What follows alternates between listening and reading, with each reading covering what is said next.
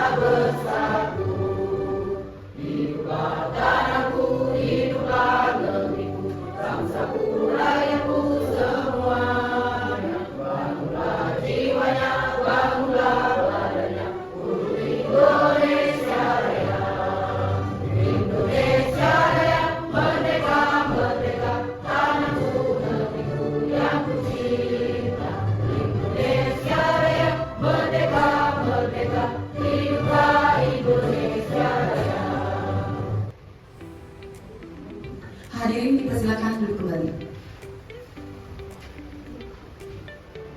Selanjutnya kata sambutan dari Ibu Kepala Sekolah oleh Ibu CK SPD sekaligus membuka kegiatan kita pada hari ini. Kepada Ibu CK SPD kami persilakan.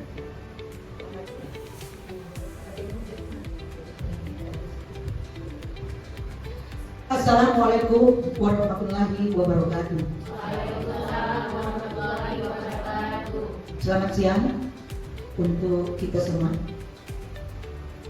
Alhamdulillah, puji syukur kita panjatkan kehadirat Allah Subhanahu wa Ta'ala. Pada siang ini kita dapat rahmat yang luar biasa, dapat berkumpul di ruangan ini dalam keadaan sehat walafiat, sehingga kita dapat berkumpul di dalam ruangan ini. Adapun tujuan kita berkumpul di ruangan ini adalah untuk pengimbasan pembelajaran mendalam oleh kepala sekolah dan oleh Ibu Tiurida Intika dan Ibu Nurul Kurnia.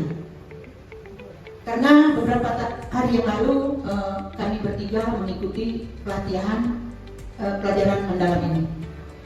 Pada hari ini kami akan mengimbaskan kepada Bapak dan Ibu guru.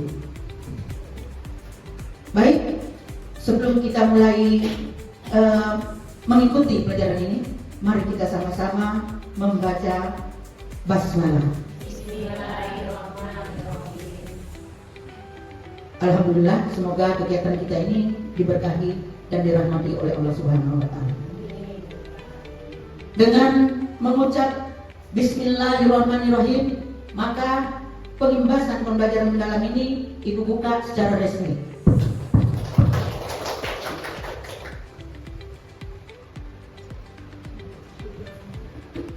Ibu akhiri dengan ucapan wabillahi taufiq wal hidayah. Wassalamualaikum warahmatullahi wabarakatuh. Waalaikumsalam warahmatullahi wabarakatuh.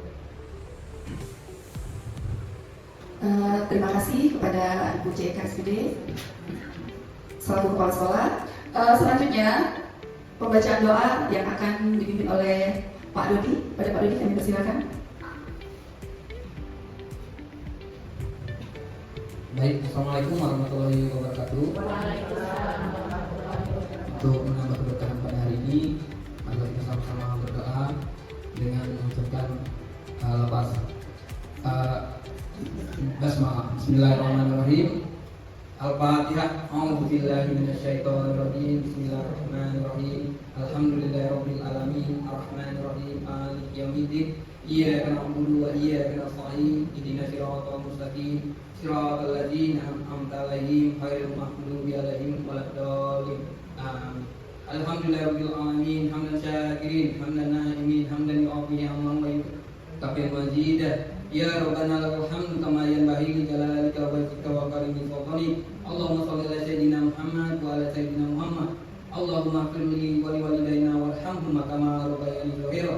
Allahumma inna nas'aluka salamatan fid din wa afatan fil jasad wa ajran fil ilmi wa barakatan fi rizqi wa taubatan qabla maut wa rahmatan dal maut wa maghfiratan ba'da maut. Allahumma hawwin alaina fi sakratil maut wa najatan lana wal afwa wal hisab. Rabbana la tuzigh qulubana ba'da idh hadaytana wa hab lana min ladunka rahmatan innaka antal wahhab. Rabbana atina fid dunya hasanah wa fil akhirati hasanah wa qina adzabannar. Subhana rabbika rabbil izzati amma yasifun wa salamun alal mursalin walhamdulillahi rabbil alamin. Wassalamualaikum warahmatullahi wabarakatuh.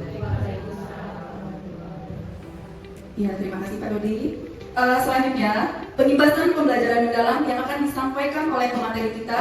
Yang pertama, Ibu CK SPD, dilanjutkan oleh Ibu Nurul Hidayah SPDGR, dan yang terakhir oleh Ibu Firida Intika SPDGR. Kepada Ibu CK kami persilakan.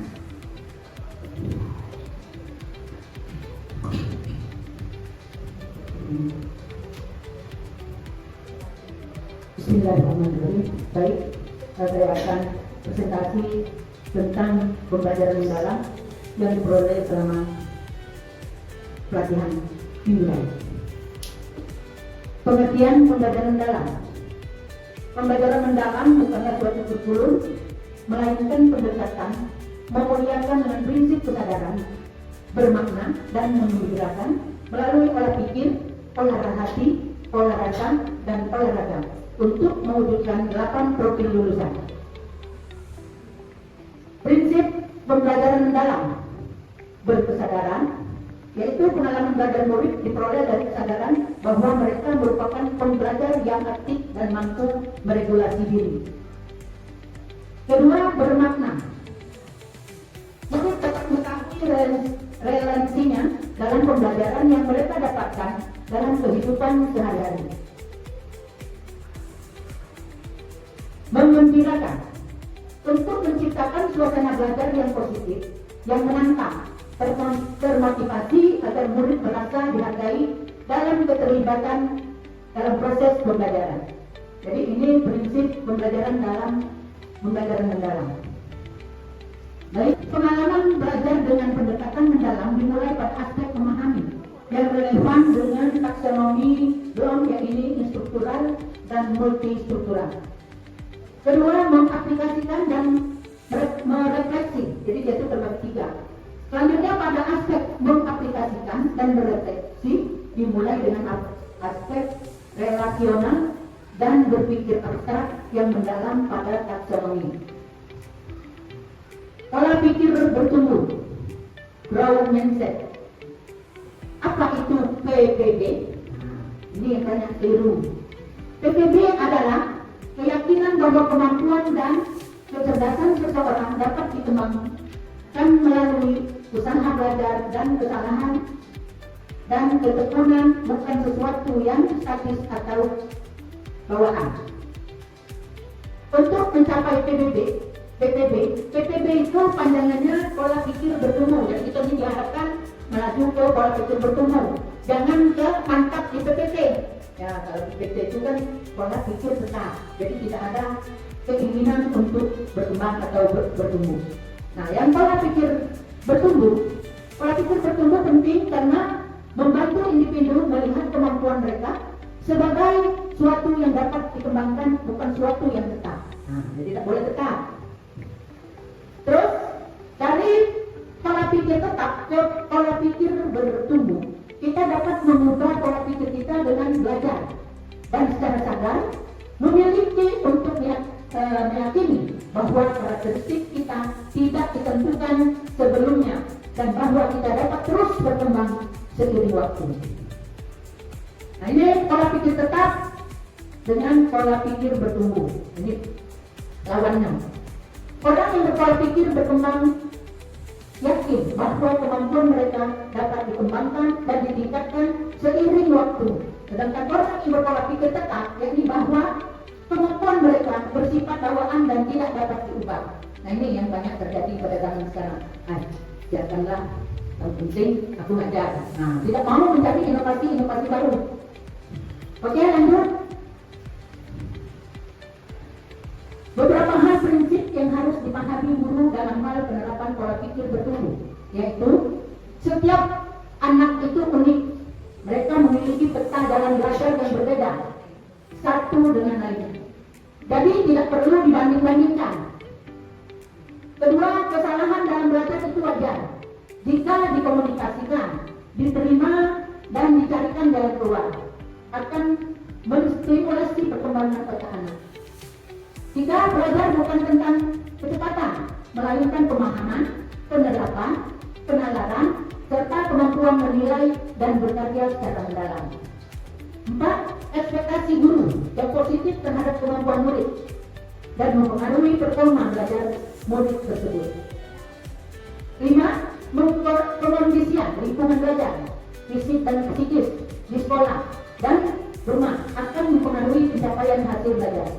Terakhir, apresiasi, pesan atau umpan balik yang dapat akan berpengaruh pada motivasi belajar murid. Nah, ini pembelajaran mendalam, konsep dan kerangkanya dari kementerian ini. Dimensi profil lulusan yang kita ketahui ada 8 ya.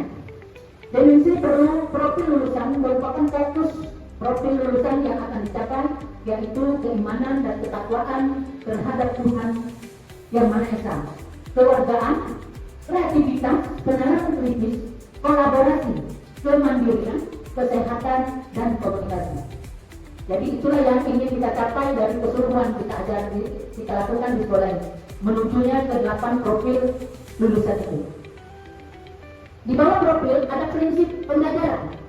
Prinsip pembelajaran merupakan karakteristik pembelajaran mendalam, yaitu kesadaran, bermakna, mengembirakan. Lalu ada bahasa yang lainnya itu mindful, dan joyful. Nah, kelompok itu namanya joyful. Terus pengalaman belajar. Pengalaman belajar sebagai proses yang dialami peserta didik dalam pembelajaran, yaitu memahami, mengaplikasi, dan merefleksi. Ke bawah lagi kerangka pembelajaran. Kerangka pembelajaran sebagai panduan sistematis dalam menyusun desain pembelajaran, yaitu praktek pedagogis, kemitraan pembelajaran, lingkungan pembelajaran, dan pemanfaatan digital. Nah, jadi keseluruhan yang kita lakukan di sekolah ini berpatokan ke 4 macam tadi. Kalau dipahami rumusnya 8, 3, 3, 4. Itu supaya mudah diingatkan. Ada yang di bawah deskripsi, 8, 3, 3, 4. 8 dimensi profil lulusan, 3 prinsip pembelajaran, 3 pengalaman belajar, 4 kerangka pembelajaran. Jadi nanti kalau menyusun RPP modul ajar, kepatokan tempat inilah. Ya, oke, lanjut. Komentar penyelarasan visi, misi, dan tujuan. Penyelarasan visi, misi, dan tujuan adalah langkah strategis untuk mendukung pembelajaran dalam. Visi, misi, dan tujuan bukan sekedar sebagai administrasi, tetapi sebagai pengembangan satuan pendidikan. Tujuan utama untuk meningkatkan kualitas pendidikan berbasis eksplorasi, refleksi, kolaborasi, dan inovasi. Agenda pembentangan penyelarasan visi, misi, dan tujuan dengan pembelajaran mendalam. Visi, tujuan yang jelas, konsep pembelajaran mendalam, keterkaitan antara visi dan pembelajaran, strategi implementasi yang berkesan. Nah, makanya ibu waktu di sana, ibu WA kan Bu Ika sama Bu Wiwin, benar tak visi misi kita ini sudah benar belum? Karena visi dan visi itu harus menuju ke 8 dimensi tadi, minimal 2 yang dimasukkan, itu paling sedikit, bisa 3, bisa 4. Nah, kita lihat visi misi kita, kan kita kemarin sudah kita bahas dengan pengawas dan dengan wali murid. Ketua komite kita tidak bisa hadir karena sudah operasi mata. Kita visi misi ini sambil diteliti dulu. Nah, ini visi mewujudkan generasi unggul dan cerdas secara intelektual. Coba buka 8 dimensi tadi. Emosional dan spiritual serta peduli terhadap lingkungan. Jadi kita itu yang masuk cuma intelektualnya. Kesehatan bukan mau peduli terhadap lingkungan itu. Lalu yang lain banyak sehat jasmani rohani, karena kedua itu anak yang tadi menyeluruh. Tapi kenapa kemarin terus menarik ke lingkungan yang sehat? Oke. Mudah-mudahan kayaknya diterima di dinas itu, di sini setelah diteliti oleh Pak. Cuma salah kemarin. Lanjut. Ini misi, mengembangkan kecerdasan intelektual. Nah, misi ini kan untuk mencapai misi tadi. Emosional, spiritual melalui pendekatan mendalam, berkesadaran, bermakna dan menggembirakan. 2. Menanamkan nilai-nilai karakter luhur yang jujur, disiplin, tanggung jawab, peduli dan cinta tanah air. 3. Menumbuhkan kreativitas dan kemandirian murid melalui kegiatan intrakurikuler, co-kurikuler dan ekstrakurikuler. 4. Mewujudkan suasana belajar yang aman, yang itu kurang nyaman, sehat dan inklusif. 5. Menemukan budaya sekolah pengukuran yang positif dengan menerapkan 7 kegiatan anak Indonesia hebat. Atau kalau posisi memperoleh hurufnya itu karena hebat kan? Boleh. Visi, misi dan tujuan 5 tahun ke depan jangka panjang ya. Menghasilkan lulusan pembelajar sepanjang hayat dan yang beriman, bertakwa, berakhlak mulia, mandiri, bernalar kritis, peduli, berdaya juang tinggi, cinta tanah air, bangga pada budaya bangsanya, tanggung tenggang rasa.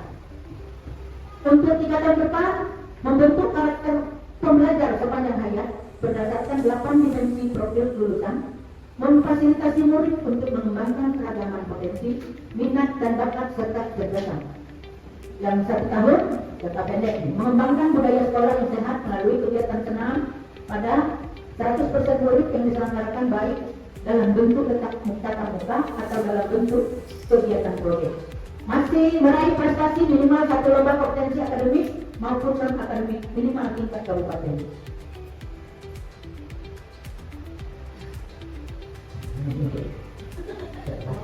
Kepemimpinan dan pengelolaan praktek pedagogis kemitraan pembelajaran, penciptaan lingkungan belajar dan pemanfaatan digital.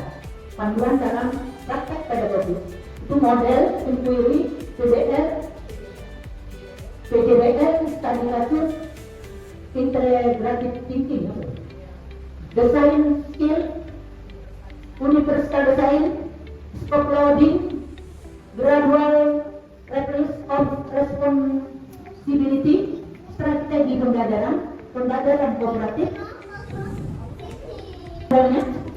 co-design learning partner, blended learning, online learning, strategi, gaming, coding, menimpa, tutorial, video conferencing, codes, collaboration, diskusi berantai, blog speaking, RPPS, video tutorial, assessment, nah ini assessment, analisis umpan balik, penilaian diri sendiri, penilaian antar teman. Oke. Ini kepemimpinan pengelolaan praktek pedagogis kemitraan pembelajaran, penciptaan lingkungan belajar dan pemanfaatan digital, kemitraan pembelajaran, peran baru siswa, tengahnya kemitraan pembelajaran, peran baru siswa, peran baru guru, peran baru kepala sekolah, peran baru keluarga, peran baru masyarakat. Jadi keterlibatannya menyeluruh. Penyusunan rancangan dan implementasi inquiry kolaboratif secara terstruktur dari assessment, basic design, mensur, reflect and change, implement. Tahapan inquiry kolaboratif. Asas, guru melakukan pemetaan dan identifikasi kesiapan murid, materi pelajaran dan dimensi profil lulusan yang akan dicapai. Desain, guru merumuskan rencana pembelajaran dengan mengidentifikasi capaian pembelajaran dan tujuan pembelajaran.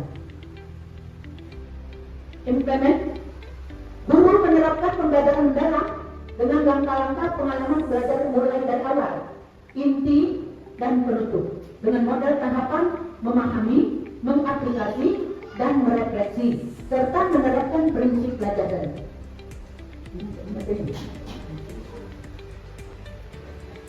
Refleksi, guru merancang asesmen yang sesuai, kemudian melakukan refleksi dan rencana perubahan atau tindak lanjut. Terima kasih. Ya, untuk menambah semangat, mari kita ice breaking terlebih dulu. Guru dipersilakan berdiri. Kita ikuti.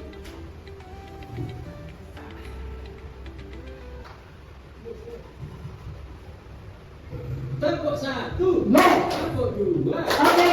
tepuk 3, Semangat. tepuk 4, Konsentrasi.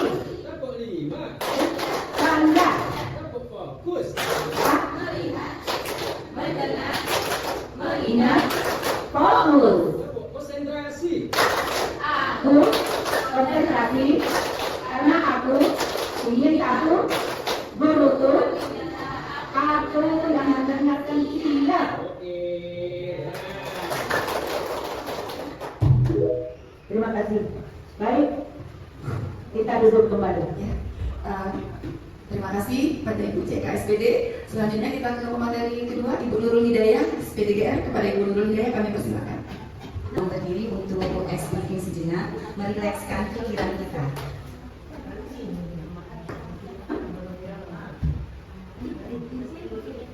Biasa beri maju ke depan, jadi instruktur.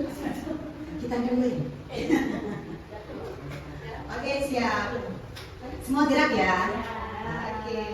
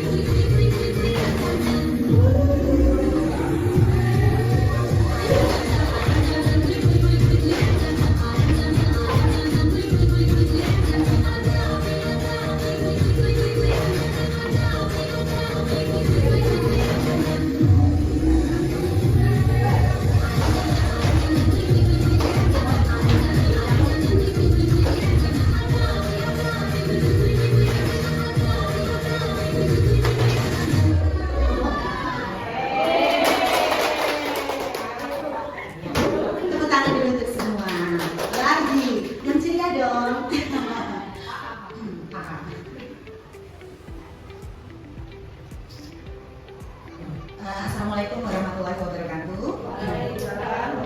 Kegiatan hari ini materi yang kedua itu akan saya sampaikan tentang pola pikir berkembang atau growth mindset yang ada kaitannya dengan yang disampaikan tadi. Apa yang disampaikan tadi? Siapa yang tahu? Pembelajaran mendalam. Ada kaitannya.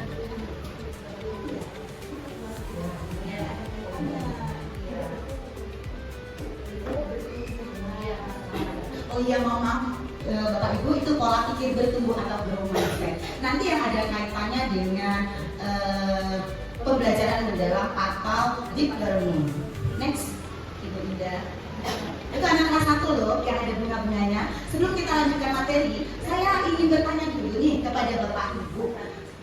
Sebatas mana sih pengetahuan Bapak Ibu tentang deep learning? Satu kata aja, siapa yang bisa? Oke, apa Ibu Rani? Ibu Rani? Bermakna. Iya, bisa kita tepuk jempol ke Ibu Rani? Tepuk jempol. Jempol kanan, jempol kiri, 2 jempol. Ibu Rani hebat. Oke, refleksi yang kedua. Bapak Ibu, bagaimana sih pembelajaran mendalam yang sudah Ibu Bapak ketahui? Ada yang bisa? Ibu Esa mungkin? Gambaran yang seperti apa kalau diimplementasikan dalam pembelajaran Ibu Esa?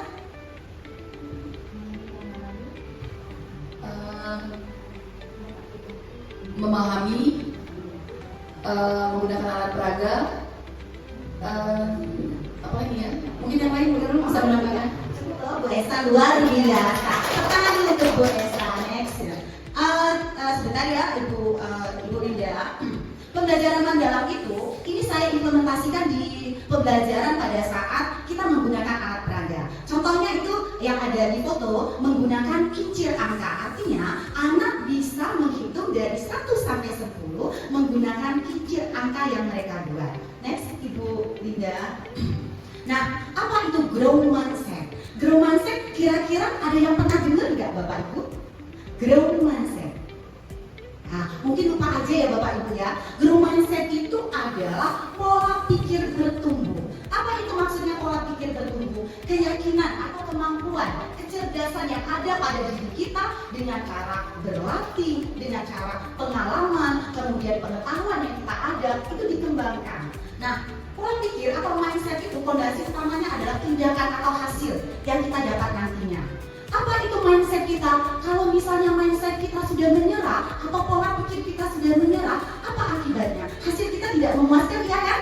Iya, pola pikir itu Bapak Ibu sebenarnya mindset is everything. Artinya pola pikir itu adalah segalanya. Saya ambil contoh tuh, ada anak kelas 1 yang sebenarnya pembelajaran itu belum sama sekali terkadang belum diketahuinya. Tetapi karena pola pikirnya bertumbuh, pola pikirnya berkembang, dia berani untuk mencoba. Ternyata itu hasilnya luar biasa. Sampai lomba karate ke tingkat itu loh, internasional di Jogja dan mendapatkan juara 1 medali emas. Luar biasa. Oke, next. Nah, growth mindset itu ada 2 loh jenisnya.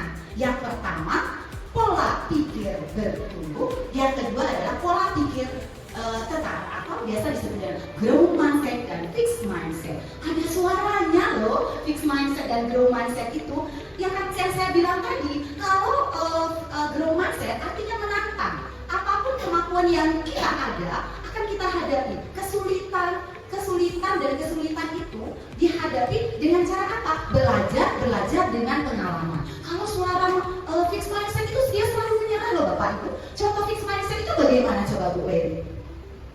Fixed mindset yang saya tahu, dia tidak mau mencoba hal-hal yang baru karena dia yakin pada diri sendiri, dia tidak mau melakukannya. Oh iya, tepuk tangan dulu. Bu Wery. Artinya growth mindset dan fixed mindset itu berlawanan. Kalau misalnya ada di diri kita, growth mindset luar biasa hasilnya ya Ibu Wery ya. Tetapi berbeda dengan fixed mindset, menganggap diri kita tidak mampu. Wah, kalau misalnya kita implementasikan pada pembelajaran, Bu, saya belum belajar itu loh Bu, saya nggak bisa. Tetapi dia belum mencoba. Nah, mungkin kita sebagai guru itu memberikan motivasi kepada siswa. Bagaimana sih nak? Kok tidak bisa? Coba kalian coba. Coba kalian coba lagi, belajar lagi. Itu namanya pola pikir bertumbuh. Next Ibu Linda. Nah, mengapa sih penting pola pikir bertumbuh itu atau growth mindset itu? Yang pertama bisa baca Bu Jani. Adalah membantu anak untuk tidak takut gagal. Terima kasih Bu Jani. Artinya anak tidak takut untuk gagal. Contohnya seperti ini. Kalau saya hadapi di kelas 1, saya implementasikan aktivitasnya. Anak-anak itu awalnya belum kenal loh A, B, C, D dan seterusnya. Tetapi karena mereka diajarkan growth mindset atau pola pikir bertumbuh,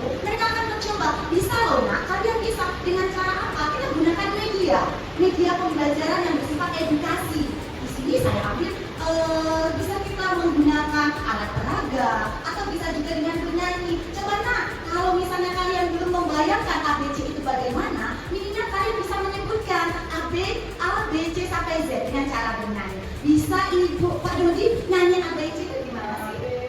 A B C D E F G H I J K L M N O P Q R S T U V W X Y Z. Pak Dodi, ya tadi awalnya saya nggak tahu loh ABC itu bagaimana. Saya tidak membayangkan ABC itu bagaimana. Tapi karena pola pikirnya bertumbuh, dia mencoba bernyanyi pun cukup, nggak apa-apa, nggak masalah. Yang penting dia sudah membayangkan, sudah memahami A sampai Z. Next Ibu Linda.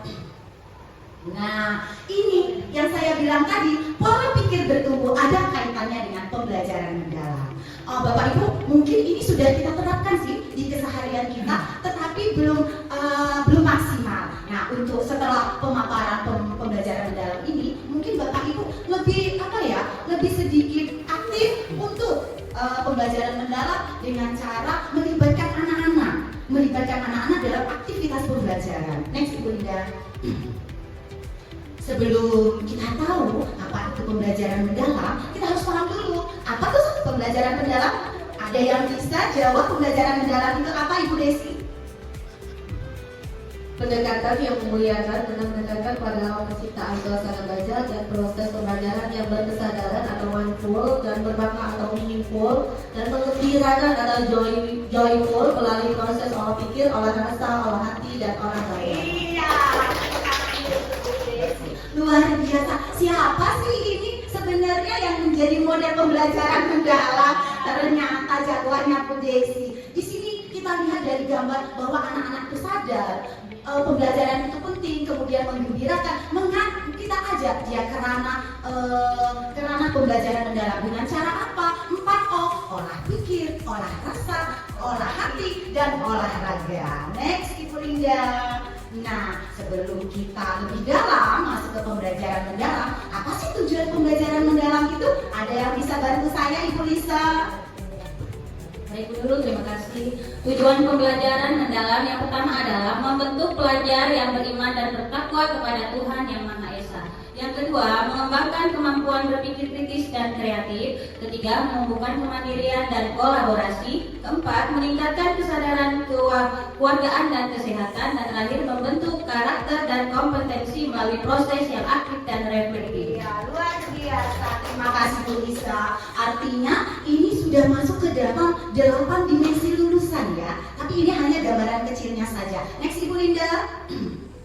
Nah, sebelum kita mengetahui ada 3 pendekatan loh di pembelajaran mendalam yang paling penting sekali. 3 elemen itu, yang pertama adalah berkesadaran. Apa sih bahasa Inggrisnya Ibu Esa? Berkesadaran? Mindful. Iya, mindful. Terima kasih Bu Esa. 3 elemen utama itu Bapak Ibu pasti sudah tahu semua. Yang pertama berkesadaran, bermakna dan menggembirakan. Kita bahas satu-satunya. Ayo lihat semua. Berkesadaran atau mindful, di mana siswa berkesadaran, penuh, fokus dan terlibat langsung dalam pembelajaran yang ia jalani. Artinya dia masuk ke ranah pembelajaran yang akan kita sampaikan. Contohnya bagaimana? Saya ambil nih pembelajaran matematika ya Bu Vera ya. Contohnya seperti ini. Anak-anak, kalau kita mau belajar konsep keliling pada persegi, coba kalian lihat sih di sekeliling kalian itu apa yang berbentuk persegi? Mungkin dijawabnya. Contoh persegi di keliling kalian itu apa sih? Oh, iya, ada meja kata Bu Vera. Ternyata meja dan ubin sama nggak semua sisinya? Iya, nah itu yang dikatakan dengan berkesadaran. Artinya mereka itu sadar, oh ternyata persegi itu meja. Apakah saya katakan kepada Bapak Ibu, apakah meja termasuk persegi Bapak Ibu? Bagaimana Bapak Ibu? Masuk. Oh ya. Oh mungkin kalau misalnya mejanya mempunyai sisi-sisi yang sama ya Ibu ya. Oke, luar biasa. Tetapi Bapak Ibu, mantap Ibu Penny. Tetapi Bapak Ibu sebenarnya ya konsep mencari keliling persegi itu bisa kita lakukan di luar atau di dalam ruangan. Kalau Kalau misalnya di dalam ruangan itu kita lihat mungkin gimana sih nak kalau misalnya kita mau menghitung keliling persegi pada ubin, loh Bu, dari arah sini, arah depan, kemudian ke arah samping, ke arah belakang, ke arah sisi kanan. Nah itu keliling ya Bu namanya. Itu sudah mengajak anak untuk sadar, oh ternyata kita menghitung keliling itu bisa dengan cara menghitung sisi-sisinya saja, atau bisa juga kita menemukan konsep-konsep pembelajaran yang lain. Berikutnya ada bermakna atau meaningful. Apa sih meaningful itu? Kita terapkan kepada konteks yang relevan atau konteks nyata yang biasa dia pegang, benda konkret atau yang biasa dia sentuh, biasa dia lihat. Kalau kita implementasikan pada kehidupan sehari-hari, nah kita hari ini mau belajar bangun ruang sisi datar. Bisa kalian bayangkan nggak sih bangun ruang sisi datar itu yang bagaimana? Nah, dari situ mereka bisa melihat, oh bisa saya bayangkan sih, berarti permukaannya datar, kemudian mempunyai ruangan. Kalau di rumah saya Bu, mungkin ada yang tunjuk tangan, bangun ruang sisi datar itu saya Bu, ada yang bisa jawab apa ya? Bangun ruang sisi datar itu Ibu Rani? Ada kubus. Kubus itu seperti apa sih Bu Welly? Kubus itu seperti apa? Oh, seperti jendela. Kotak seperti kotak susu Bu Welly. Kalau jendela itu bangun datar persegi panjang. Nah, artinya yang saya sampaikan belum bermakna ya Pak Okta. Oh, enggak apa-apa. Luar biasa untuk Ibu Welly. Terus yang ketiga adalah menggembirakan. Ya, Bapak Ibu, bayangkan saja kalau misalnya kita belajar hanya terpaku menyampaikan materi. Bagaimana sih perasaan Bapak Ibu? Kalau saya di depan sini hanya menyampaikan saja materi, pasti Bapak Ibu ngantuk ya. Iya, tidak semangat. Nah, dari deep learning ini Bapak Ibu, elemen yang harus kita capai itu menggembirakan atau joyful. Ajak anak-anak itu beraktivitas, mengeluarkan emosi positifnya, kemudian mengeluarkan rasa ingin tahunya. Dengan cara apa? Mulai kita menggunakan game edukatif. Game edukatif itu kalau misalnya dalam pembelajaran matematika, mohon maaf ya, matematika terus nggak apa-apa, nggak masalah ya. Nah di sini kalau saya lihat itu ada game edukatif yang seperti Casleri, dan mungkin Bu Bibi tahu ya, pura-pura nggak tahu aja. Casleri itu Castle and Geometry. Ya, di sini Bapak Ibu, ini hanya sederhana saja. Castle itu istana ya Bu Bibi ya.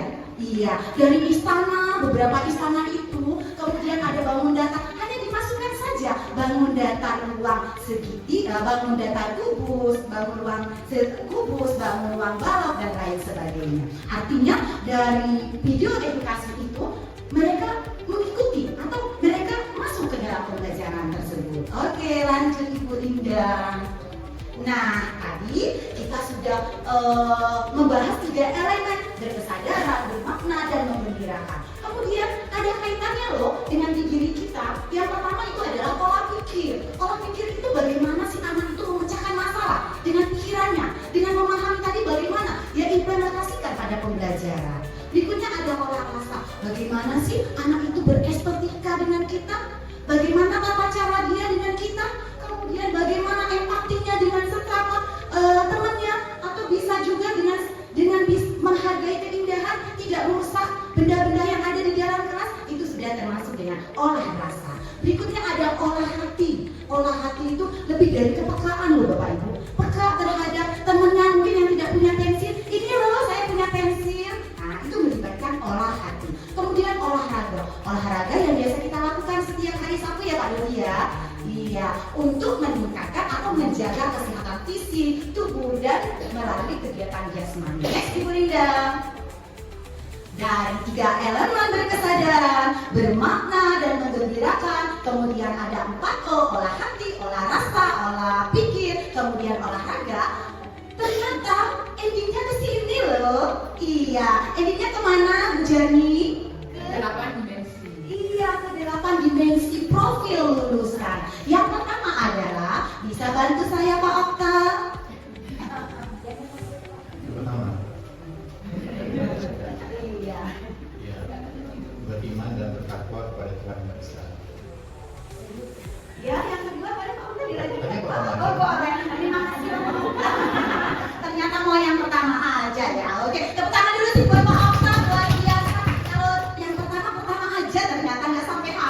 luar biasa. Ya, dalam dimensi profil lulusan itu yang pertama, keimanan dan ketakwaan kepada Tuhan Yang Maha Esa. Kalau kita implementasikan ya di antaranya tadi berdoa sesudah dan sebelum pembelajaran, kemudian sebelum makan MBG ya kita baca doa dulu. Itu sudah kita terapkan dalam dimensi profil itu. Kemudian kewargaan Pak Dodi, pada saat kita selesai olahraga kita menyanyikan lagu Indonesia Raya, atau bisa juga di keseharian kita ya Pak Okta ya, menggunakan bahasa Indonesia yang baik dan benar. Oke, yang ketiga ada kreativitas.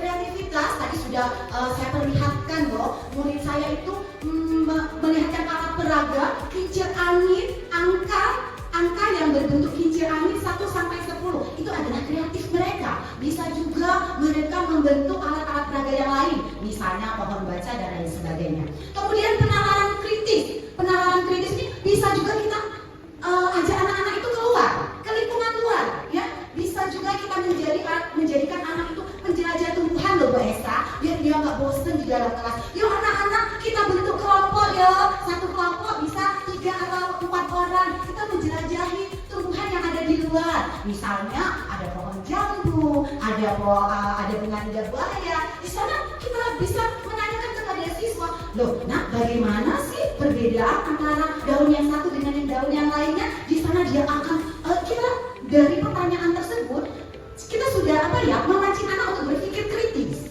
Kemudian kolaborasi pasti sudah tahu semua kita ya, membentuk kelompok dalam pembelajaran. Kemandirian artinya anak pada saat kita memberikan tugas, anak-anak mengerjakannya dengan mandiri tanpa bantuan sahabatnya atau teman lain. Berikutnya kesehatan. Nah kesehatan ini Bu Ramanya nggak ada. Biasanya kita ada program di puskesmas, ya. Bu Eli periksa gigi gratis, kemudian ada lagi periksa telinga dan lain sebagainya. Kemudian komunikasi ini Bapak Ibu sangat penting sekali loh, apalagi peran kita sebagai guru. Komunikasi itu ada 2, verbal dan non-verbal. Artinya kalau kita lagi mengajar Bapak Ibu, ada masalah di rumah, bisa dibawa-bawa Bapak Ibu, ya. Karena apa? Kita ke sekolah ini pengennya anak-anak itu menjemput kita dengan ceria. Bagaimana kita bisa tersenyum, anak-anak bisa tersenyum, bisa gembira kalau dari wajah, dari suara kita atau dari mimik bahasa tubuh kita sudah tidak memungkinkan anak untuk menyapa kita. Bagaimana pembelajaran bisa tercapai? Itu tidak mungkin. Artinya dari diri kita untuk tadi pola pikir, mindset kita harus bertumbuh. Jika saya ada masalah, datang ke sekolah bersemangat untuk memberikan pembelajaran. Oke, next, Ibu Indah. Ya, kerangka pembelajaran pada pembelajaran mendalam itu ada 4. Yang pertama adalah praktek pedagogis. Praktek pedagogis itu apa sih? Praktek yang mana? Pedagogis itu artinya apa? Bapak Ibu, pedagogis ada yang bisa? Pedagogis itu mendidik Bapak Ibu. Ya, bagaimana cara kita mendidik siswa agar pola pikirnya atau mereka aktif dalam bereksplorasi dalam pembelajaran, kerja kelompok dan memecahkan masalahnya sendiri. Kemudian yang kedua adalah lingkungan pembelajaran. Lingkungan pembelajaran yang bisa mendukung pembelajaran itu diantaranya perpustakaan. Alhamdulillah ya Ibu, kita punya perpustakaan yang luar biasa, bukunya banyak sekali. Kemudian kita punya ekosistem pembelajaran yang kuat, ya. Kemudian ada lagi kemitraan pembelajaran. Nah, untuk membangun kemitraan ini ada beberapa hal Bapak Ibu yang harus kita perhatikan. Yang pertama adalah peserta didik dengan gurunya. Bagaimana cara kita berkomunikasi dengan peserta didik kita agar dia menyenangi kita, otomatis akan menyenangi pembelajaran yang akan kita berikan.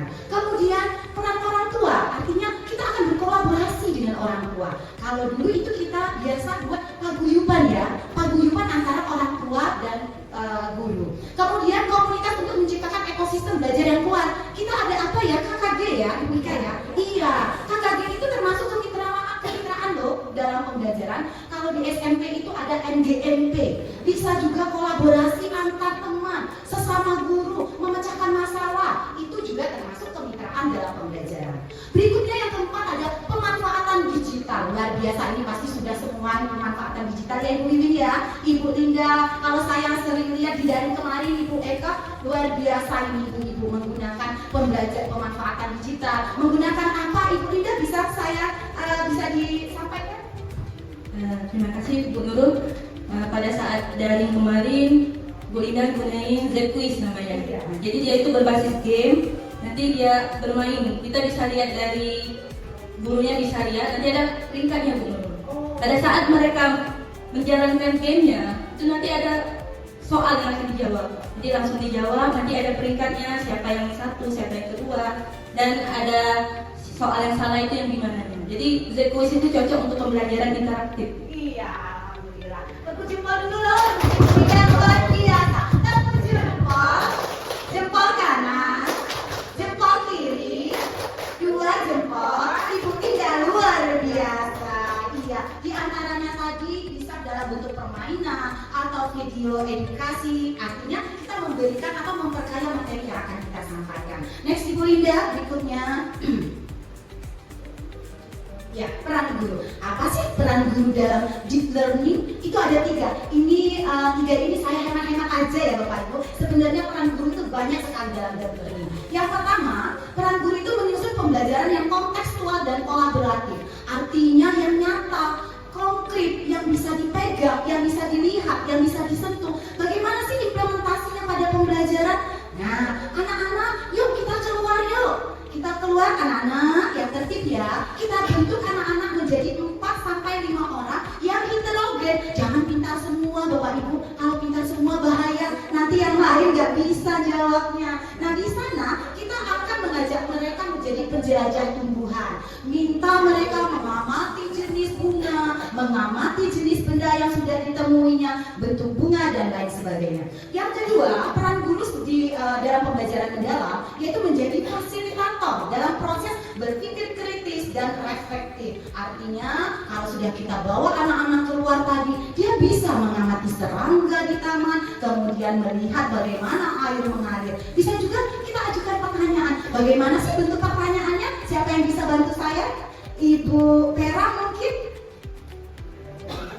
Biar mereka berpikir kritis, atau Ibu Ika bisa bantu saya bagaimana sih mereka berpikir kritis pada saat kita bawa ke lingkungan nyata yang kontekstual? Ya, jadi salah satunya biar mereka berpikir kritis, kita itu memberikan satu masalah. Nah, jadi dari permasalahan tersebut, anak-anak boleh, misalkan Bu Nurul, silakan anak-anak kalian mencari 4 bentuk daun.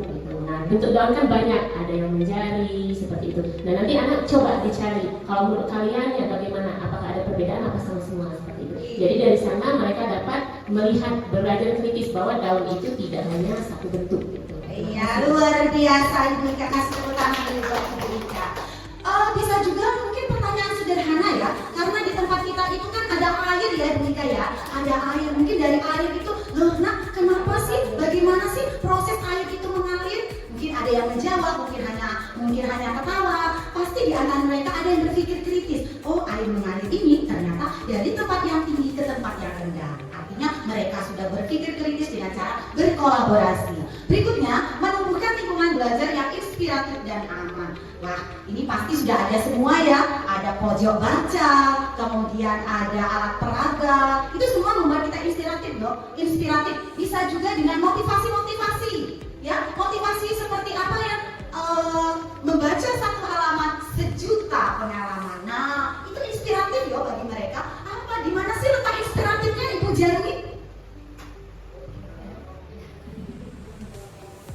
Misalkan ada tulisan bener ya. Iya. Nah, jadi anak itu bisa berpikir, oh iya tulisan itu mengandung arti seperti Iya, itu. betul. Terima kasih Bu Jani, luar biasa ya. Artinya mereka bisa berpikir positif dan memotivasi dirinya bahwa oh kalau saya baca 1 lembar ternyata banyak sekali ya pengalaman yang saya dapat. Next Bu Indah. Nah, dari sekian banyak tadi yang sudah saya paparkan, dari pola pikir bertumbuh, pola pikir tetap, kemudian deep learning, itu akan menuju pada akhirnya ya, pada akhir pembelajaran. Pengennya kita apa sih peserta didik kita? Pengennya kita membentuk anak bangsa yang berkualitas, ya kan Bapak Ibu?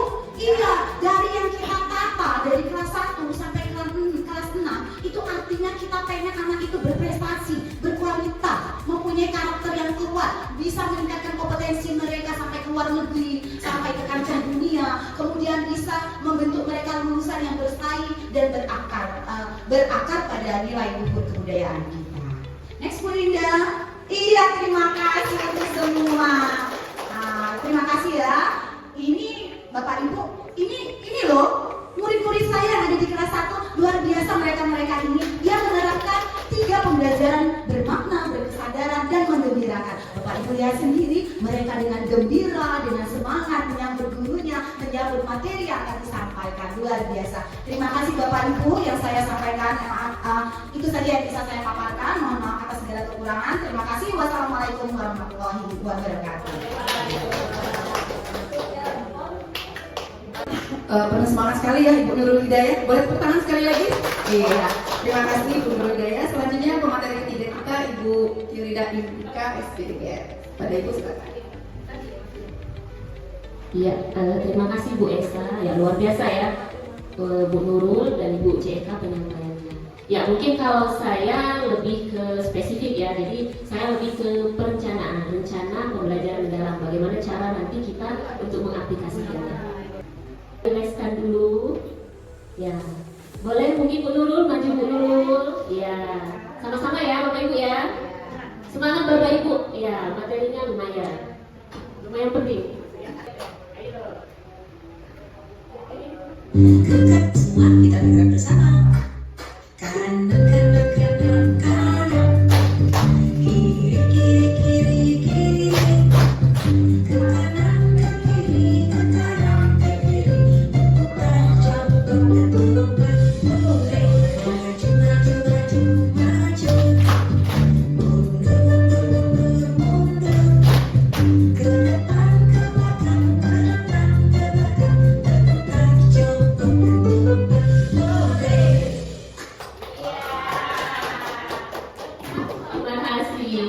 Nanti ya.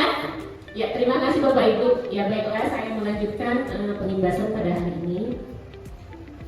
Ya, untuk penimbasan ini saya melanjutkan dari materi Bu Nurul. Jadi Bu Nurul tadi dia membahas tentang modul 1, pola pikir bertumbuh, dan yang kedua itu konsep dan kerangka kerja. Nah, untuk saya, lanjut Bu Linda, modul 3 dan 4. Ya, di sini kita lihat modul 3 dan 4 itu pembahasannya 4-5. Yang ketiga itu prinsip dan pengalaman belajar.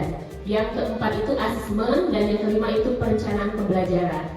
Ya, di sini sudah dijelaskan oleh Ibu Kepala Sekolah dari terkait gambar dari pembelajaran mendalamnya itu. Lanjut Bu Linda. Nah, di sini masuk pembahasan modul 3 terkait prinsip pembelajaran dan pengalaman belajar. Lanjut Bu. Ya, di sini tadi sudah belajar terkait 3 prinsip. Ya, jadi 3 prinsip itu boleh siapa yang bisa menyebutkan apa yang tadi prinsip yang sudah dijelaskan oleh Ibu CK tadi, Bu Weli, sahabat. Berkesadaran, bermakna, menggembirakan. Iya.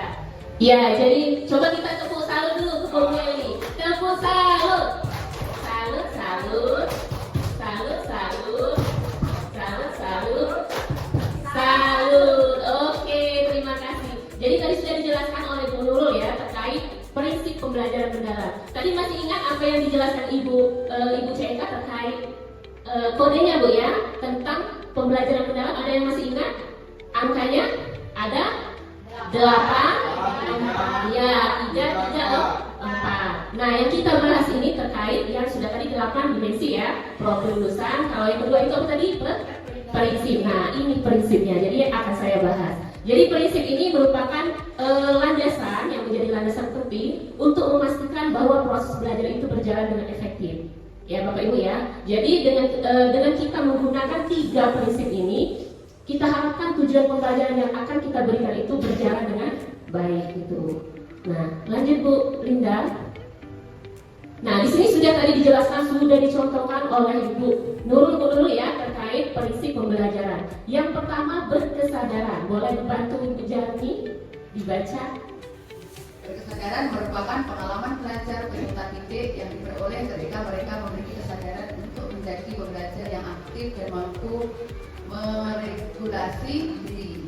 peserta didik memahami tujuan pembelajaran, bermotivasi secara interaktif untuk belajar, serta aktif mengembangkan strategi belajar untuk mencapai tujuan. Iya, oke, terima kasih pada Bu Jani. Jadi kesadaran tadi sama seperti Ibu Nurul ya. Jadi bahwa anak itu diajarkan bahwa mereka itu sadar akan belajarnya, bukan ngantuk seperti dijelaskan Bu Nurul ya. Kalau misalkan Ibu Tio misalkan berdiri di sini hanya menjelaskan tidak ada yang namanya motivasi, apresiasi, itu biasanya ngantuk. Itu ya Bapak Ibu ya. Selanjutnya yang bermakna, boleh Ibu Rani minta bantu? Bermakna ialah pembelajaran yang terjadi ketika peserta didik dapat menerapkan pengetahuannya secara kontekstual. Proses pembelajaran peserta didik tidak hanya sebatas memahami informasi, menguasai konsep, namun berorientasi pada kemampuan mengimplementasikan pengetahuan. Terima kasih kepada Ibu Rani, luar biasa. Oke, bermakna tadi sudah dijelaskan Ibu Nurul terkait contohnya. Nah, di sini saya mengalami sendiri. Jadi bermakna itu bukan hanya belajar, tapi dia juga memahami. Beda ya, hanya belajar dengan memahami itu. Nah, apa yang saya rasakan? Waktu saya SMP saya belajar tentang pertumbuhan dan perkembangan biji kecambah, tempat terang dan tempat gelap. Nah, itu saya pelajari. Bagaimana bermaknanya? Saya menjadi guru, saya ajarkan kepada anak saya cara saya belajar waktu saya SMP. Itu artinya saya memahami pembelajaran dari yang sudah diberikan oleh guru saya dulu, seperti itu. Nah, mungkin Bapak Ibu mungkin ada pembelajaran yang dulu yang masih ingat, yang sampai sekarang itu, oh saya pernah belajar ini dan saya mau terapkan di sekolah atau di anak gitu. Pak Dodi mungkin dari olahraga biasanya lebih bagus. Oke. Jadi yang sampai saat ini masih diterapkan, karena di olahraga itu pasti ada pemanasan ya. Karena di waktu saya kuliah pemanasan itu memang benar-benar harus diterapkan, wajib, harus benar dan diikuti oleh semuanya. Jadi bukan hanya gerak, tapi geraknya harus benar. Nah, jadi sampai sekarang saya terapkan kepada anak didik saya supaya benar-benar dalam pemanasan itu bukan hanya bergerak, tetapi harus gerakannya itu harus benar. Terima kasih Ibu. Iya, luar biasa. Coba kita kasih tepuk wow.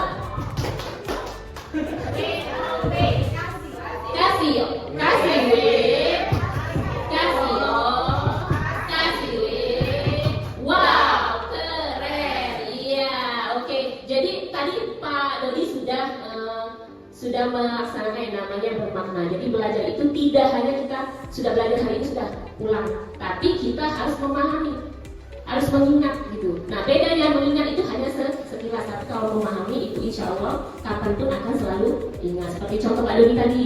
Jadi kalau pemanasan itu wajib Pak Dodi ya, apalagi untuk misalkan olahraga bola kaki misal. Kalau tidak ada pemanasan takutnya ya nanti terjadi cedera gitu. Itu Pak Dodi ya. Oke, terima kasih. Selanjutnya mengembirakan. Boleh dibantu mungkin Ibu Esa. Mengembirakan. Jadi bukan hanya kalau kayak saya di kelas 1, jadi misalnya mau mengenalkan huruf, misalnya huruf A itu diimbangi dengan kata-kata A untuk apel, apa lagi nak? A untuk ayam, I untuk ikan, nah seperti itu. Jadi mereka bukan hanya huruf A, B, tapi misalnya sambil diajak bermain sehingga mereka gembira. Jadi lebih mengingat mereka. Itu saja, terima kasih. Ya, terima kasih kepada Ibu Esa. Ya, jadi ya bertepuk tangan dulu Bapak Ibu. Ya. Jadi kalau mengembirakan itu sebisa mungkin kita sebagai guru itu harus memberikan suasana belajar yang mengembirakan. Jangan yang bosan. Jadi apa yang terjadi kalau bosan? Banyak yang terjadi. Ya, ada nggak Bu Jami siswanya yang bosan di kelas Bu Jami? Tidak ada. Oke, berarti Bu Jami sudah melaksanakan proses pembelajaran dengan mengembirakan. Alhamdulillah. Lanjut Bu Dinda. Ya, jadi di sini ada penerapan prinsip pembelajaran mendalam. Ya, jadi yang pertama kalau kesadaran itu dia kenyamanan peserta didik dalam belajar. Jadi kalau kesadaran itu artinya siswa itu harus merasa nyaman dulu di kelas. Sebelum belajar itu harus kita lihat apakah nyaman dia gitu. Kalau panas kita belikan pasal gitu ya. Mungkin ya. Jadi mencari bagaimana caranya untuk anak sadar akan belajar itu. Jadi jangan cuma mengajar saja, tapi dia harus diberi kesadaran gitu.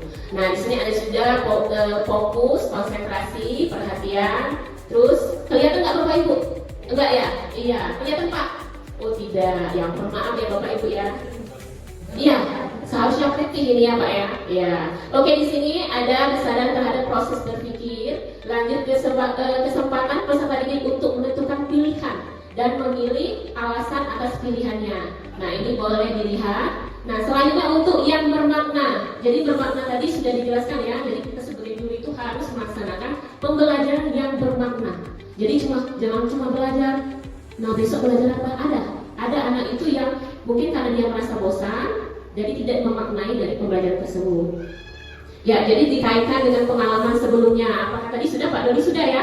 Ya, mungkin Bu Lisa juga sudah melaksanakan, tapi tadi mungkin lupa gitu Bu Lisa ya. Oke, selanjutnya mengembirakan. Jadi lingkungan pembelajaran yang interaktif, aktivitas pembelajaran yang menarik, minat dan rasa ingin tahu. Nah, sebisa mungkin Bapak Ibu, untuk mengembirakan anak itu kita harus memberikan pembelajaran yang menumbuhkan rasa ingin tahu gitu. Ya, kalau sebenarnya pembelajaran mendalam ini sudah pernah kita lakukan, biasa sudah. Kalau dulu kita belajar itu CBSA Bu ya, Bu Rani ya, ada juga Pakem, ada juga Python. Kalau yang di guru 2013 itu ada Python, pembelajaran aktif, interaktif, kreatif dan menyenangkan. Oke, lanjut Bu Linda. Nah, di sini tadi sudah dijelaskan Ibu Nurul ya. Nah, di sini ada pertanyaan. Jadi untuk membuat pembelajaran mendalam sebagai solusi itu, yang pertama kita harus memiliki kesadaran. Ya, dari prinsip pembelajaran dari kesadaran, bermakna dan juga menggembirakan. Akan tetapi sebelum mewujudkan kepada anak terkait gerakan profil lulusan dimensi ini, kita harus memiliki olah hati, olah pikir, olah rasa dan olah raga. Coba ada yang tahu nggak? Kalau ini pendekatan humanis ini pilar dari siapa? Tokohnya ada nggak? Ada yang tahu 4 pilar ini? Ya, jadi 4 pilar ini dari Ki Hajar Dewantara. Ya, Bapak Ibu ya. Jadi kalau misalnya nanti kita belajar apa sih, dari mana sih olah pikir gitu. Jadi dari gagasan beliau bahwa dalam pembelajaran itu konsepnya itu harus memiliki 4 pilar tersebut. Oke. Lanjut Bu Linda. Nah, di sini sudah dijelaskan sedetail mungkin tadi oleh Ibu Nurul ya, terkait olah pikir, olah hati, olah rasa dan olahraga. Oke, lanjut Bu Linda. Ya, sebenarnya materi saya ini sudah dijelaskan oleh Ibu Kepala Sekolah dan juga Ibu Nurul ya, terkait materi saya. Oke, di sini masuk ke pengalaman belajar. Kalau tadi prinsip pembelajaran mendalam, ini masuk ke pengalaman belajar. Jadi dalam pembelajaran mendalam ini memberikan pengalaman belajar kepada peserta didik dengan memahami, mohon maaf ini salah ya Bapak Ibu ya, memahami, mengaplikasi dan merefleksi. Ya Bapak Ibu ya, dari 8 tadi. Jadi ya kerangkanya gitu. Oh ini bukan Bu, ini pengalaman belajar. Kalau kerangka itu ada 4. Ya, jadi 8 itu yang dimensi, 3-nya itu prinsip, 3-nya lagi itu pengalaman belajar, yang keempatnya baru ke kerangka pembelajaran gitu. Nah, jadi dari pengalaman belajar ini diciptakan proses yang dialami individu dalam memperoleh pengetahuan, keterampilan, sikap ataupun nilai. Jadi pengalaman ini terjadi biasanya di mana? Ibu Rani? Di dalam kelas. Pengalaman mungkin di lingkungan rumah atau lingkungan sekolah atau tempat tinggal. Ya, jadi kalau untuk pengalaman belajar itu tidak harus di sekolah saja, tapi di rumah juga bisa menjadi pengalaman belajar gitu. Iya, tempat les dengan Bu Jarni ya, apalagi Bu Jarni. Ya, sebenarnya pengalaman belajar itu bukan hanya untuk di sekolah saja, di kehidupan pun juga ada pengalaman belajar, gitu ya. Jadi kalau misalkan di sekolah itu kita belajar dulu baru ujian. Kalau di kehidupan ujian dulu baru belajar. Iya, di semua tempat itu sekolah. Bagus Bu Rani. Oke, terima kasih Bu Rani. Lanjut. Nah, di sini ada pengalaman belajar. Jadi ada memahami, mengaplikasi dan merefleksi. Jadi untuk memahami ini bertujuan untuk membangun kesadaran peserta didik terhadap tujuan pembelajaran. mendorong peserta didik untuk aktif mengkonstruksi pengetahuan agar peserta didik dapat memahami secara mendalam, baik itu konsep, materi, atau sumber dan konsepnya, itu konteksnya. Selanjutnya mengaplikasikan itu artinya dari kita memahami, kita mengaplikasi. Jadi sudah dia paham tentang materi yang sudah kita pelajari, alangkah baiknya kita melaksanakan atau mengaplikasi. Jadi pembelajaran itu menjadi apa prinsip tadi? Iya. Ya Bapak Ibu ya. Ya, jadi kalau sudah mengaplikasi itu, kalau ibarat kita tuh percobaan atau eksperimen kan itu lebih diingat daripada cuma menjelaskan teori seperti itu. Iya. Oke, selanjutnya merefleksi. Biasanya Bapak Ibu di sekolah merefleksi nggak? Ada nggak refleksi diri untuk anak seperti itu? Iya. Jadi untuk pengalaman belajar itu mulai dari sudah dia memahami, mengaplikasi, lanjut kita merefleksi. Jadi merefleksi itu hasil dari proses kita, pembelajaran. Jadi jangan lupa Bapak Ibu kalau belajar harus merefleksi. Jadi jangan cuma anak saja yang direfleksi, tapi kita dulu juga harus merefleksi. Oke, selanjutnya Bu. Ya, selanjutnya di dalam pengalaman belajar ini ada karakteristik. Nah, di sini banyak ya karakteristik, yaitu yang pertama untuk memahami itu menghubungkan pengetahuan baru dengan pengetahuan yang sebelumnya. Ya, kalau saya biasanya belajar itu kalau IPA itu lebih konstruktivisme gitu. Jadi menghubungkan antara pengetahuan baru dan pengetahuan sebelumnya. Terus yang selanjutnya menstimulasi proses berpikir peserta didik, menghubungkan dengan konteks nyata dalam kehidupan sehari-hari, ya. Terus yang keempat, mengkonstruksi pemahaman melalui pengalaman belajar, ya. Boleh Bapak Ibu lihat ada beberapa, ada eksploratif, ada kolaboratif. Jadi untuk memahami itu karakteristiknya itu ada yang bermacam. Juga dengan mengaplikasi. Jadi mengaplikasi itu hampir sama dengan memahami. Jadi menghubungkan pengetahuan yang baru dengan pengetahuan sebelumnya. Ya. Yang selanjutnya merefleksi itu memotivasi diri sendiri. Jadi kalau kita melakukan refleksi itu biasanya kita akan memotivasi diri sendiri agar lebih baik. Itu juga dengan anak. Jadi anak itu ditanya, apakah kalian hari ini senang belajar? Bagaimana perasaan kalian hari ini? Gitu. Biasanya Bapak Ibu melaksanakan ya. Saya lihat juga saya pribadi dan juga Ibu Jani melaksanakan yang namanya refleksi. Itu. Lanjut Ibu ini. Nah, di sini Bapak Ibu, kita di kurikulum sebelumnya menggunakan taksonomi Bloom. Nah, kalau di pembelajaran mendalam ini kita menggunakan taksonomi Solo. Apakah sudah pernah mendengar terkait taksonomi Solo? Ya, jadi sekarang itu berbeda ya. Jadi kalau dulu di kurikulum yang sebelumnya kita menggunakan taksonomi Bloom, kalau sekarang itu menggunakan taksonomi Solo. Kalau dulu ada tingkatannya C1 sampai C6. Ya, jadi pengalaman belajar itu merupakan aktivitas yang diberikan guru dalam pembelajaran mendalam yang berkaitan dengan taksonomi Solo. Jadi taksonomi Solo ini digunakan untuk kerangka berpikir, yang dirancang untuk mengevaluasi dan memahami. Jadi Bapak Ibu kan kalau kita biasanya tujuan pembelajaran ada rumusnya ya. Boleh Ibu Linda, rumusnya apa saja Bu Linda? A, B, C, D. Ya. Boleh siapa yang bisa membantu ABCD itu apa saja? Ya, jadi kalau kita merumuskan tujuan pembelajaran itu jangan kita cuma anak peserta didik bisa enggak, tapi ada rumusnya. A, B, C, D. Apa sih A? Audiens. Siapa sih audiensnya? Kalau kita ngajar siswa peserta didik. Selanjutnya B, ya Bu Linda ya. Behavior. Apa behavior? Kemampuan. Jadi kemampuan itu bagaimana sih anak bisa menyebutkan, memahami, ya gitu ya. Terus C, condition, kondisi. Misalkan nih kalau bisa anak sudah dapat menyebutkan apa kondisinya. Misalkan kita belajar tentang fotosintesis. Jadi peserta didik dapat menyebutkan proses fotosintesis. Lanjut, degree-nya apa? D itu degree. Iya, dengan benar, dengan tepat. Jadi bukan kita membuat tujuan saja, tapi ada rumusnya, itu ya. Nah, itu kalau misalkan di kurikulum sebelumnya kita menggunakan taksonomi Bloom, ya, bisa menyebutkan, terus mengidentifikasi, menganalisis. Tapi kita sekarang menggunakan taksonomi Solo. Ya Bapak Ibu ya. Ya lanjut Bu Linda. Di sini ada ya, ada prastruktural, unistruktural, multistruktural, relasional, berpikir abstrak yang mendalam. Jadi ini Bapak Ibu. Nah taksonominya. Ini taksonominya dulu. Jadi kalau dulu kan ada tingkatan, ya.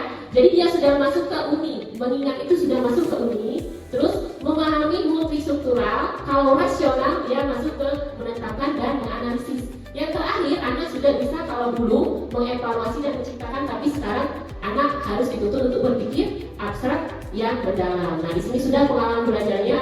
Jadi kalau uni struktural dan multi itu termasuk kepada memahami. Anak baru bisa memahami.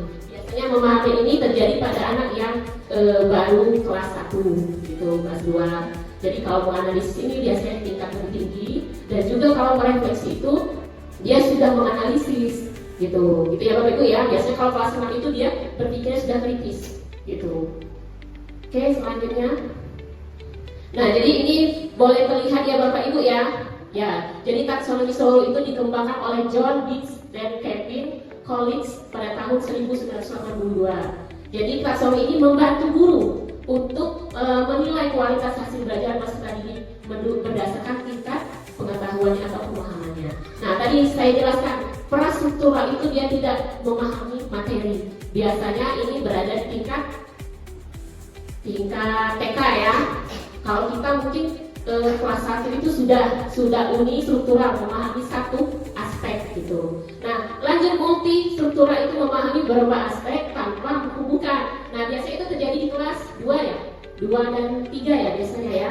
Nah terus rasional menghubungkan berbagai aspek secara komprehensif, dan yang terakhir berpikir abstrak itu dia sudah menerapkan pemahaman dalam konteks baru. Lanjut dulu. Nah jadi di sini taksonomi Solo itu memiliki tujuan. Yang pertama memahami sejauh mana kedalaman pemahaman telah dicapai. Yang kedua merancang aktivitas belajar yang mendorong siswa untuk naik ke tingkat pemahaman yang lebih kompleks. Dan yang terakhir memberi umpan balik yang lebih tepat sasaran berdasarkan level pemahaman. Lanjut Bu Linda. Iya, ini baru asesmen. Ya, Bapak Ibu mungkin kita sudah mempelajari terkait asesmen ya di kelas. Jadi untuk menentukan anak itu biasanya juara, kita harus melakukan asesmen. Nah biasanya asesmen itu tidak hanya prosesnya saja, tapi ada asesmen awal dan juga asesmen akhir. Oke, nah di sini pengembangan asesmen dalam pembelajaran mendalam itu ada 2, formatif dan sumatif. Boleh dibantu Bu Wiwin kalau formatif itu berada di kegiatan mana? Jadi kalau formatif itu setiap selesai satu subbab materi, sedangkan kalau sumatif itu biasanya di akhir semester, baik semester gaji atau semester genap. Oke, coba kita kasih tepuk salut. Salut, salut. Salut, salut. Salut, salut. Salut. Iya, terima kasih Bu Wiwi. Ya, jadi formatif dan sumatif tadi sudah dijelaskan Bu Wiwi. Ya, jadi formatif itu biasanya berada pada asesmen awal. Biasanya asesmen awal itu berada di mana? Tadi, kalau Ibu Nurul tadi apa? Refleksi awal yang Nurul ya. Jadi mengetahui kalau kita itu pertanyaan formatif Bapak Ibu. Ya, jadi jangan sampai kalau kita mengajar itu tidak ada pertanyaan formatif gitu. Yang selanjutnya formatif itu pada proses pembelajaran. Jadi pada saat kita belajar itu ada yang namanya penilaian formatif. Biasanya kalau diskusi itu penilaian apa yang dilakukan? Formatif apa? Kalau kita diskusi, apa Bu Leli? Diskusi. Nanti kita menilai formatif dari segi observasi, Ya, jadi lebih tekniknya observasi ya. Jadi kalau kita mengajar dalam proses pembelajaran itu bukan cuma kita duduk, nak kali ini bukan, tapi ada proses juga yang harus kita lakukan. Kalau diskusi itu biasanya ada observasinya, ada keterampilannya gitu. Ya Bapak Ibu ya. Lanjut ke sumatif, dijelaskan Bu Wiwin tadi ya. Jadi sumatif itu biasanya dilakukan pada akhir pembelajaran gitu. Oke. Lanjut Bu Linda. Ya, di sini. Nah, di sini sudah terlihat ya. Jadi asesmen formatif itu berada di awal pembelajaran dan di dalam proses pembelajaran. Sedangkan sumatif itu biasanya itu dilakukan pada saat selesai. kita mau ujian itu baru dilaksanakan pembelajaran asesmen sumatif, kenaikan kelas dan juga kelulusan dari sekolah. Oke, selanjutnya Bu Linda. Ya, jadi dalam asesmen dalam pembelajaran mendalam itu hanya dua, autentik dan juga holistik. Jadi kita harus melakukan pembelajaran mendalam itu, kalau melakukan formatif dan sumatif itu harus menerapkan atau mendekatkan pada autentik dan holistik. Lanjut Bu Linda.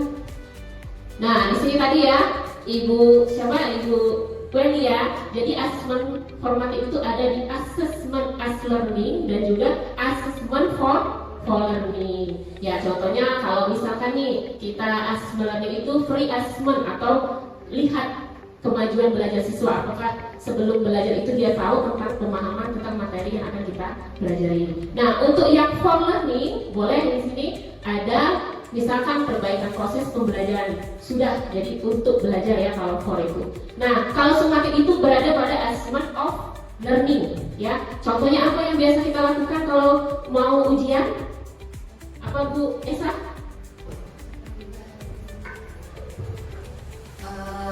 Tes tertulis. Ya, jadi kalau biasanya kita menggunakan apa yang serentak itu biasanya satu sekolah itu serentak ya. Biasanya menggunakan tes, ujian tertulis. Apakah ada yang observasi? Ada yang wawancara? Tidak ada. Mungkin ada tapi jarang digunakan. Kalau kita sekolah itu menggunakan yang tertulis. Oke, contohnya ini ada teknik asesmen, ada observasi, proyek. Jadi ada kinerja, tertulis, penilaian diri. Jadi penilaian diri ini terhadap kita guru, gitu, melakukan evaluasi pada diri sendiri. Nah, pilihan antar teman ini bisa juga guru dan juga anak. Jadi anak itu bukan guru saja yang menilai, siswa atau temannya juga bisa menjadi penilai gitu dalam observasi. Oke, selanjutnya Bu. Nah, jadi untuk melakukan asesmen itu ada juga yang namanya umpan balik Bapak Ibu. Boleh dilihat tingkatannya ada 5. Yang pertama klarifikasi. Tujuannya itu kita melakukan klarifikasi apakah anak ini sudah paham dengan materi yang kita berikan, ya. Jadi yang selanjutnya menilai. Nah, memberikan komentar. Nilai itu bisa berupa komentar atau kekuatan. Yang selanjutnya perhatian. Perhatian ini diberikan komentar jika hasilnya tersebut kurang baik, boleh. Perhatian, misalkan nih sudah bagus prakarya tapi boleh diperbaiki. Mungkin seperti A, B, C agar lebih bagus. Jadi kita ada perhatian gitu. Selanjutnya saran. Saran itu sama seperti perhatian tapi lebih spesifik lagi. Saran itu mungkin kita bukan hanya dikasih secara verbal tapi juga diberikan secara nyata, contoh seperti itu. Oke, selanjutnya apresiasi. Ya, apresiasi ini biasanya ujian. Jadi kalau Bapak Ibu ngajar itu alangkah baiknya diberi ujian. Jadi anak itu memiliki motivasi yang saya diberikan apresiasi, berarti ibunya senang. Tapi kalau dia belajar, bisa kita diam saja yang mungkin merasa tidak ada apresiasi. Oke, selanjutnya. Nah, di sini yang penting Bapak Ibu ya, terakhir modul 5 rencana pembelajaran mendalam.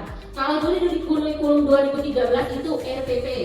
Kalau dia di kurikulum Merdeka itu iya, modul aja. Kalau dia pembelajaran mendalam itu RPM, rencana pembelajaran mendalam, ya Bapak Ibu ya. Nah, di sini sudah dijelaskan Ibu CK tadi ya terkait rencana pembelajaran yang tadi ya kerangka. Jadi ada rumus 8334 yang terakhir kerangkanya. Jadi ada identifikasi, ada desain pembelajaran, asesmen dan juga pengalaman belajar. Nah, ketiga kerangka ini harus ada di dalam RPM Bapak Ibu. Gitu. Jadi sebenarnya RPP modul aja tidak ada yang mutlak, tidak ada yang seperti ini loh harus benar enggak. Tapi kita kerangka ini strukturnya ada 4 ini: identifikasi, desain, kemitraan, asesmen dan juga pengalaman belajar. Lanjut Bu Linda. Nah, tadi sudah ya terkait pedagogis, desain pembelajarannya, kemitraan pembelajaran, lingkup pembelajaran dan pemanfaatan digital. Tadi sudah dijelaskan Bu Linda, mungkin kita sudah langsung laksanakan ini. Kemarin saya lihat ada yang mengupload foto seperti Bu Jami ya, itu sudah memanfaatkan digital, ya sudah memanfaatkan digital, sudah menggunakan HP untuk mengedit foto biar terlihat lebih bagus gitu. Ya, kemitraan ini tadi dijelaskan Bu Nurul, jadi terkait yang KHG ya, paguyuban. Nah, biasanya kemitraan ini bukan hanya di paguyuban saja. Kalau misalkan ya kita ada kantin bisa masuk kepada kemitraan seperti itu. Lanjut Bu Linda. Nah, di sini Bapak Ibu, proses penyusunan rencana pembelajaran. Ya, sekarang ini kita menggunakan yang namanya capaian pembelajaran. Jadi capaian pembelajaran itu untuk menyusun perencanaan pembelajaran itu harus kita menganalisis dulu terkait capaian pembelajaran. Yang kedua, menyusun tujuan pembelajaran dan alurnya. Nah, tujuan TP dan ATP itu apakah sama? Ibu Weli? ATP, TP, dan ATP Berbeda. berbedanya di mana Bu Weli? Kalau ATP, TP tujuan pembelajaran, yang kedua pada itu ATP, alur tujuan pembelajaran. Kalau tujuan pembelajaran itu keseluruhan yang untuk pembelajaran. Kalau ATP itu berarti dia per tema. Ya, beri tepuk tangan untuk Ibu Weli. Ya, jadi kalau kita dulu istilahnya kalau silabus itu biasanya kita apa? Kalau sekarang itu silabus itu kata lainnya untuk merdeka itu apa Bu Linda? ATP ya, alur tujuan pembelajaran. Jadi kalau dulu Bu Weli kita melakukan yang namanya silabus. Nah, sekarang berubah namanya ATP itu. Gitu Bu Weli ya. Iya. Terima kasih Bu Linda atas penjelasannya. Lanjut. Nah, di sini ada rencana pembelajaran atau komponen minimum perencanaan pembelajaran. Jadi Bapak Ibu, di identitas itu jangan lupa harus ada 8 profil lulusan. Ya, kita tidak harus semuanya ada, cukup 2 saja misal. Takutnya kalau banyak itu nanti penilaian juga banyak gitu. Jadi sesuaikan dengan materinya. Tapi di dalam RPM itu harus ada identitasnya, itu profil lulusannya gitu. Itu ya Bapak Ibu ya. Terus tujuan pembelajarannya, jadi tuliskan tujuan pembelajaran yang mencakup kompetensi dan konteksnya gitu. Nah, ini yang desain pembelajarannya ya. Jadi nanti RPM kita itu ada 3 ini kerangka atau ada desain pembelajarannya. Ada praktek pedagogisnya itu seperti apa.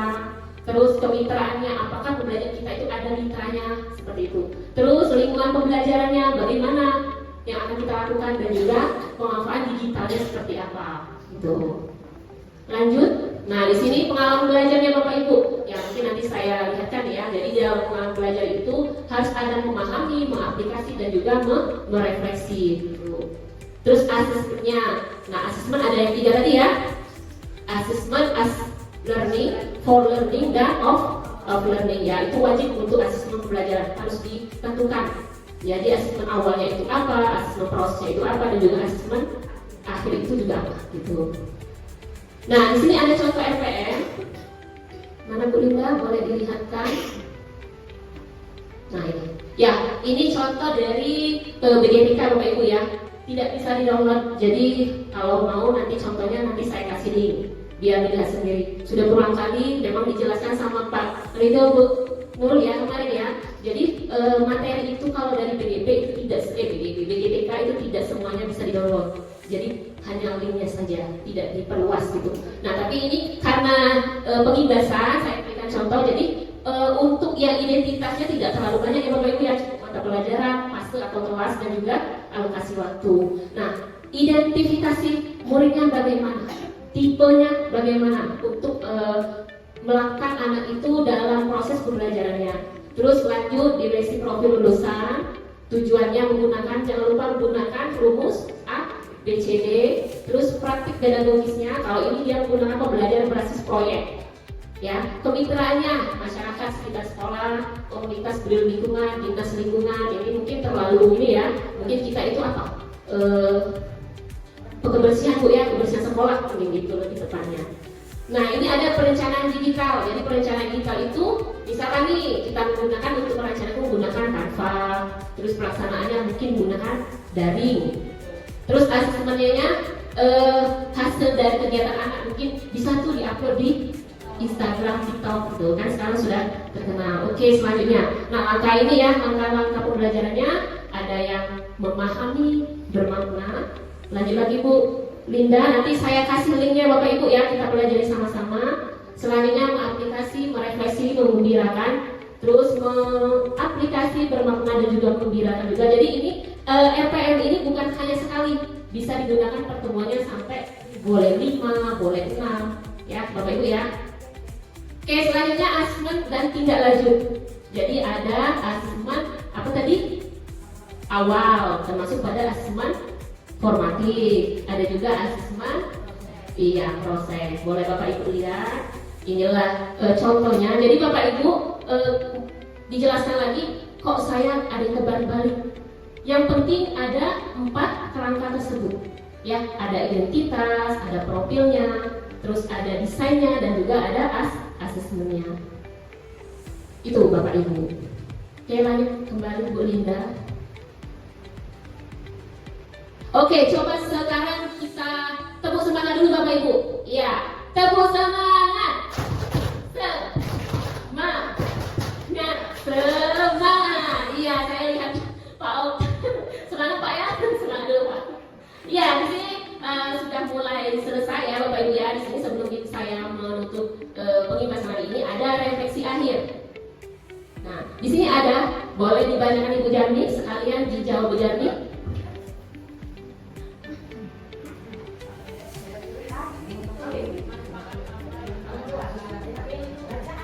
Saya adalah nomor 2, hal apa? Manfaat apa yang dirasakan setelah mempelajari materi ini dan bagaimana perubahan yang terjadi pada diri Anda? Bisa berdepresi.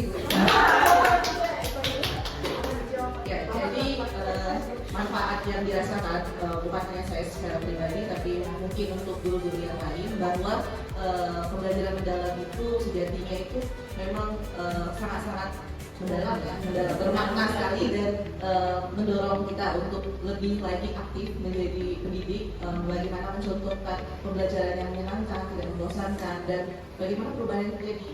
Mungkin yang awalnya kita tahunya modul ajar itu kan pakai profil pelajar Pancasila, sedangkan ketika di RPM atau rencana pembelajaran mendalam ini kita menggunakan yang namanya 8 dimensi profil lulusan. Nah, jadi itu yang terasa sekali yang sangat perbedaan-perbedaannya yang harus kita terapkan di dalam program perencanaannya.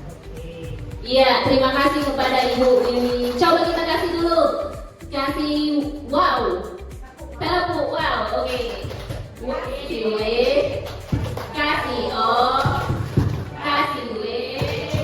wow, keren. Oke, selanjutnya mungkin nomor 2 Bapak Pak Okta, bisa dibantu Pak Okta reaksi akhirnya.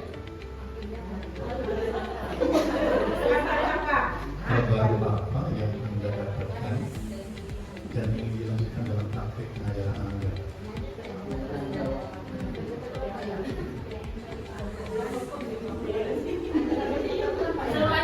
Boleh dilanjutkan.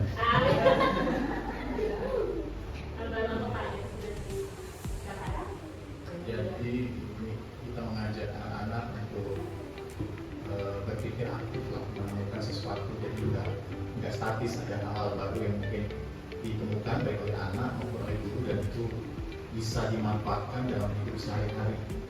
Kadang-kadang anak itu nggak mau belajar, contohnya nggak mau hitung, nggak mau jumlah, tapi ketika kita kasih tahu bahwa nanti ini berguna buat hidupmu nanti pada waktu kerja apa saja pasti butuh mengali, bagi, tambah, kurang, mungkin anak-anak akan lebih semangat belajar matematika karena ada maknanya, bisa diterapkan dalam kerja sehari-hari. Ya, masa depan dia kalau dia bekerja. Ya, terima kasih. Coba kita tepuk salut.